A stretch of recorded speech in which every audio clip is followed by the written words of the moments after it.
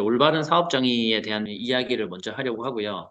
요즘 시대적인 트렌드가 조그마한 회사가 모든 걸 다 갖추기가 너무 어렵기 때문에 좀 린하게 해야 된다. 이런 이야기들을 많이 하고 있는데요. 그런 부분들을 잘 실천하기 위해서 내 스스로 나의 사업 아이템을 기획하고 정의하는 가장 작은 프레임워크를 만들었습니다. 저희 회사에서 모토를 심플하게 하자. 사업을 할 때는 굉장히 엄청나게 많은 요소를 고려를 해야 되고 사업의 어떤 생존이나 성장이 잘 안 될 때는 뭐 하나가 크게 망가져서 일 때도 있지만 너무 많은 걸 신경 쓰다 보면 사실 다 감당이 안 되거든요. 스타트업은 항상 시간도 사람도 자금, 자본 같은 모든 자원들이 부족하기 때문에 그래서 굉장히 심플하게 정의하고 본질에 집중하고 그걸 잘하는 회사가 되자 이런 모토이고요. 정말 단순하면 실패할 수가 없다. 아주 단순하게 정의했을 때 진짜 성공할 것 같은 그런 모델을 정의하는 거고요. 그래서 딱 5가지로만 제안을 드립니다. 그래서 이제 오각형이고요. 우리의 고객은 누구인가 이런 거에 대한 정말 심플한 정의가 필요하고 그 고객에게 나는 뭘 주겠다는 건가 이런 가치에 대해서도 단 한 줄로 표현할 수 있는 그런 심플함이 필요하고요. 그 고객에게 그 가치를 주면 나는 얼마를 받을 수 있다. 이것도 심플하게 정의를 해야 됩니다. 제가 VC 활동하면서 많은 회사의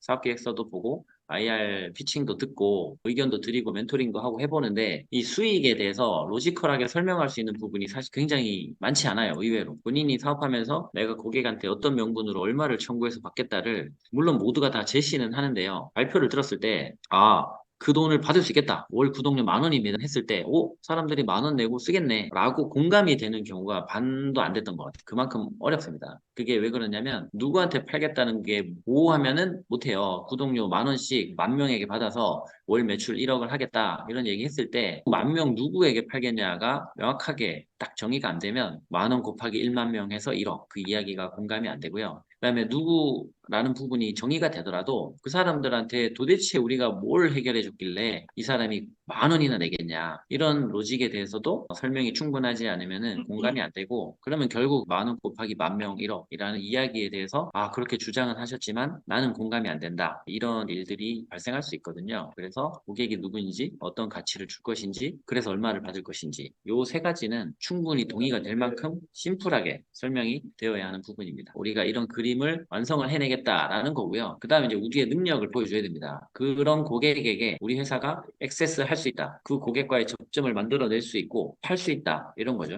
제가 아는 어떤 회사는 굉장히 좋은 기술을 만들어서 전국에 있는 모텔에다가 사스 플랫폼을 판매하겠다. 이런 계획을 가져왔거든요. 그래서 굉장히 좋은 사스를 만들 수 있는 개발자도 있고 이미 굉장히 좋은 플랫폼을 다 만들어 놓으신 상태라서 너무 좋았는데 좀 물음표가 생기는 거는 이 소프트웨어 개발을 이렇게 잘하시는 이 개발자 집단이 모여가지고 과연 전국의 모텔은 누가 돌면서 모텔 사장님들을 설득할 것인가 홈페이지 하나 잘 만들어 놓는다고 해서 전국에 있는 모텔 사장님들이 막 검색해가지고 모텔을 위한 사스를 찾아서 알아서 인바운드로 연락이 오고 그렇게 안 될 거잖아요. 대부분은 그런 데 관심 없는 어떤 개인 고액 자산가 이런 분들이 많은 시장이거든요. 그래서 과연 우리는 내가 정의한 이 고객에게 액세스를 할 수 있는가 이런 면에서도 설득력이 있어야 되고 우리가 그걸 갖추기 위해서 어떤 플랜이 있다. 그 플랜을 실행해서 이미 이 정도 전체 시장 규모의 10% 정도는 이미 우리가 액세스를 했고 시간이 지나면 이게 어느 정도 속도로 확대될 수 있다. 이런 이제 플랜들을 좀 잘 보여주고 설득력을 갖추는 게 중요하겠습니다. 그다음에 고객에게 더 편한 뭐 객실 관리, 더 편한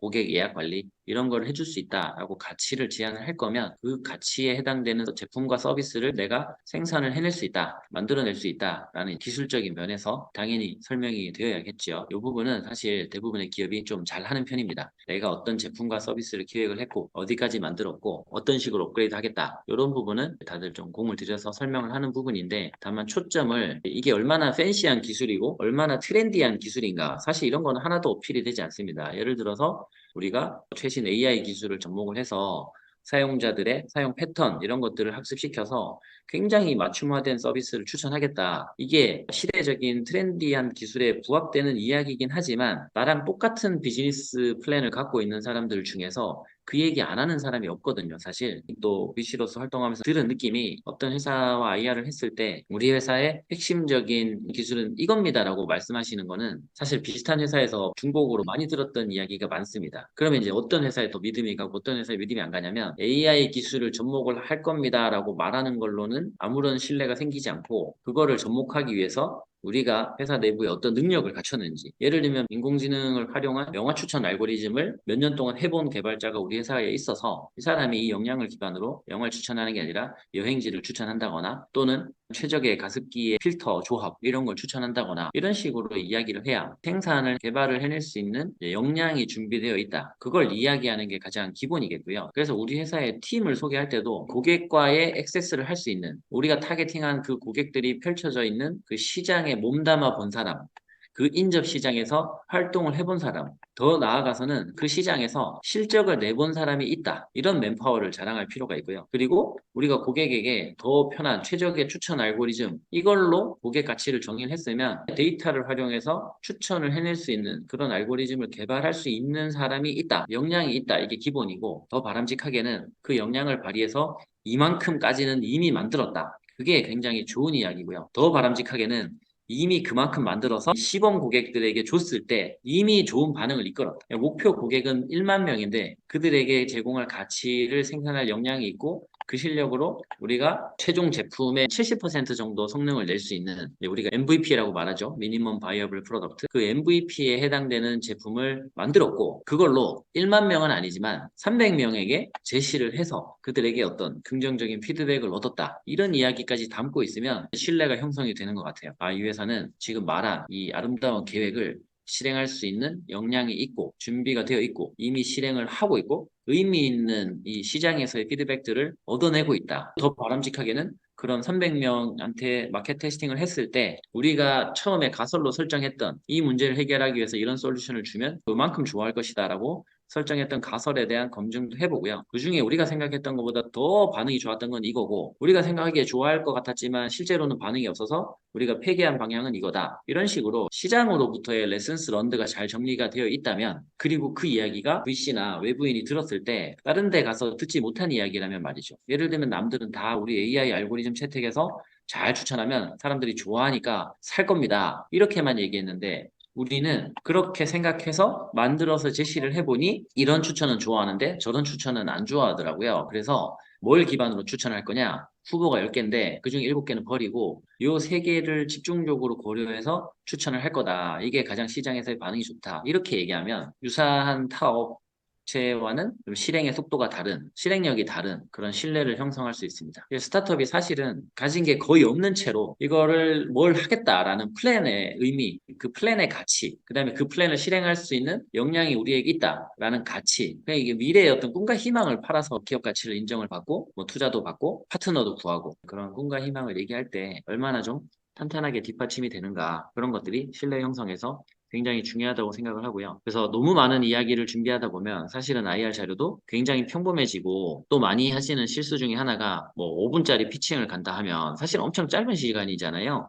우리 회사의 사업 계획을 준비하고 이미 어느 정도 실행을 하면서 사업을 다듬고 있고 또는 매출 실적을 내고 있는 그 히스토리를 다 얘기하기에는 너무나 짧은 시간인데, 그렇기 때문에 5분 동안 이렇게 개괄적인 이야기 조금, 회사의 이제 업력, 히스토리 잠깐 얘기하고, 우리 회사의 맨파워 잠깐 얘기하고, 우리 회사가 정의하고 있는 고객과 시장, 뭐 문제 정의, 요거 잠깐 얘기하고, 솔루션 잠깐 얘기하고, 그렇게 이제 일반적인 이야기를 한 다음에 관심이 생겨서 애프터 미팅을 하면 제대로 얘기해야지, 이렇게 생각을 하시는데, 그렇게 했을 경우에 놓칠 수 있는 부분은 너무 일반적인 얘기만 하면은 애프터 미팅 자체가 안 들어온다는 거죠. 그래서 IR을 할 때도 이렇게 5개를 정의하면 그 중에서 비슷한 시도를 하고 있는 회사 대비 우리 회사의 엣지는, 예를 들면 타겟 고객 선점 자체가 우리는 남들이 타겟팅하지 않는 굉장히 유니크하고 니치한 마켓을 잘 찾아서 여기를 파고들고 있다. 여기를 강조하거나, 또는 남들도 다 그렇게 정의해서 파고들고 있지만 남들이 다 다른 가치를 추구할 때 이 가치만큼은 확실히 우리가 엣지 있게 해결해 주겠다. 여기를 강조하거나, 어딘가에는 엣지가 있어야 되고 한 군데, 최소 한 군데에서는 엣지가 보여야 또 만나서 더 자세한 얘기를 듣고 싶은 마음이 생길 것이고,